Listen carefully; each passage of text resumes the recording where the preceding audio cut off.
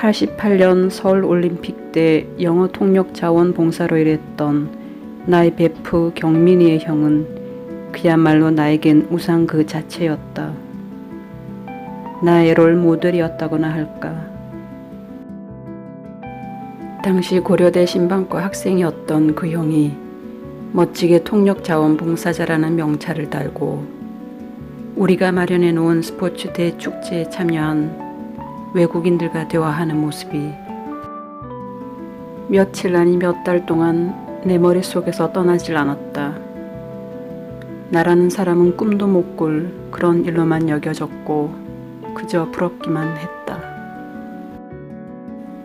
내가 좋아했던 유도를 중계할 때도 내게 보이는 건 통역 자원봉사자들의 모습뿐이었고 그렇게 88 서울올림픽이 나에게 남긴 것은 뚝 떨어진 학업 성적 그리고 외국어에 대한 환상이었다. 옐친, 가르바초프, 페레스트로이카, 글라스노스트 거기다가 노태우 대통령의 북방 정책은 대한민국에서 기업은 물론 우리 같은 평범한 사람들에게 소련을 또 다른 기회의 땅으로 보기에 충분한 이유가 되었다.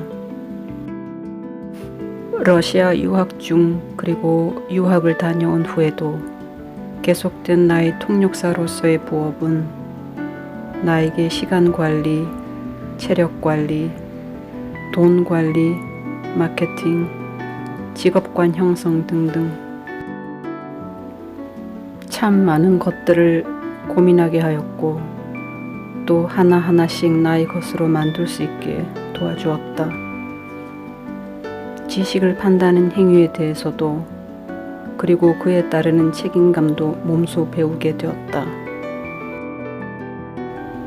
나 자신만의 사업장 명도 구상해냈고 명함에 넣을 멋질 로고는 물론 나만의 요금제도 일목요연하게 만들어 놓았다. 생각해보니 그때 나는 겨우 대학교 3학년생이었다. 러시아어 통역이 필요한 곳이라면 내 스케줄이 가능한 한 어느 때든 어느 곳이든 가서 열심히 일하고 최선을 다했다. 서울시청, 강원도도청, 예술의 전당, 컨설팅 회사들, 대학교들, LG, 강남의 대형 교회들, 교육방송국, 민중출판사, 동대문시장, 그리고 수도 없이 많은 중소기업들이 나의 통역 기술을 필요로 했다. 부산에서 올라온 백 없고 인맥도 없고 아무것도 없는 내가 맨땅에 헤딩하며 혼자서 이 모든 것들을 관리해낼 때 힘든 일도 참 많았다. 어떤 때는 이런 일도 있었다. 대한민국에서 믿을 만한 XX에서 일주일 동안 통역기를 했었다. 회의 동시 통역은 물론 수행 통역 그리고 일정에도 없던 늦은 저녁 만찬 통역도 마다않고 했던 나에게 통역료 지불을 차일피일 미루더니 급기야 연락을 아예 끊어버리는 것이었다. 모 대학교 교수님께서 고향 친구가 통역사를 찾는다는 말에 그 교수님만 믿고 애초에 계약서를 작성하지 않은 내 불찰이었다. 어린 나이였지만 내 힘으로 해결하고 싶었다. 당시 내가 분석 추측한 것은 첫째, 그 XX가 잘못한 것은 아니다.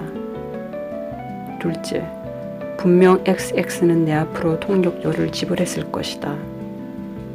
셋째, 그곳에서 일하는 한 직원이 바로 그 고향 친구가 조직 XX가 결제한 나의 통역료를 중간에서 꿀꺽했을 것이다. 넷째, 그러니 그 고향 친구, 즉 나의 컨택트와 단판을 보자. 나에게 그 통역기를 소개시켜준 모 대학교 교수님의 고향 친구에게 전화를 했다. 역시나 받지 않았다. 그래서 음성을 남겼다. 이렇게. 당신과 연락이 오랫동안 되지 않았고 지금까지의 당신 행동으로 미뤄보건대 집을 의향이 전혀 없는 것으로 보여. 오늘 내가 변호사 사무실에 가서 사건 접수를 했다. 내 변호사가 앞으로 당신 회사와 직접 연락을 할 것이니 그렇게 알아라. 그리고 변호사비 부담도 당신이 해라. 이 메시지를 남기고 전화를 끊은 나는 얼마나 긴장을 하고 무서웠던지 땅바닥에 털썩 주저앉아 버렸다. 분했다. 그래, 그게 맞는 표현이다. 왜 잘못을 하지 않은 내가 피해를 받아야 하며 왜 내가 이런 고통을 당해야 하는지. XX에 전화할 변호사는 당연히 없었다. 자신이 속한 조직이 파워로 그렇게 장난질하는 사람이라면 당연히 또 다른 파워를 무서워할 것 같아 내가 생각해낸 것이었다. 그 소인배는 다음날 곧바로 내 통장으로 통역료를 입금시켰고 나와 웃으며 전화통화를 시도했다. 이 일로 나는 많은 것을 배웠고 많은 것들을 생각했다. 내가 맡았던 거의 대부분의 통역 일들은 내가 만약 통역 일을 하지 않았더라면 만날 수도 없는 사람들과 경험해 볼 수도 없는 일들을 나에게 선물해 주었다. 그리고 1996년 1월 대학원 조교실에서 밤늦게나마 일을 하고 있던 나에게 상상도 못할 행운이 다가온다.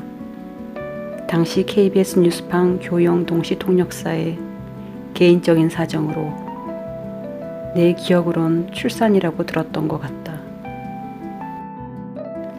러시아 우주정거장 미르호 우주인들과 새해 인사를 나눌 예정이었던 KBS 저녁 뉴스에 차질이 날 수도 있었던 것이다.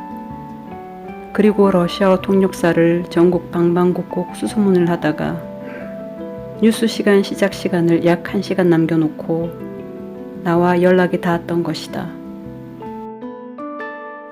택시를 부랴부랴 잡아타고 PD님께서 안내해 주시는 KBS 뉴스팀에 도착했을 땐 이미 미르호 우주인들이 대형 화면에 보였고 나는 숨 돌릴 틈도 없이 바로 마이크 앞에서 스키 인터뷰에 들어간다. 흔히 범죄 영화 대사에 나오는 wrong place, wrong time and wrong person과는 완전 반대 상황이 나에게 벌어졌던 것이고 그때의 인연으로 나는 KBS와 다른 러시아와 관련된 일들로 몇 년간 일을 더 하게 되고 또 참으로 많은 좋은 사람들을 만나게 된다.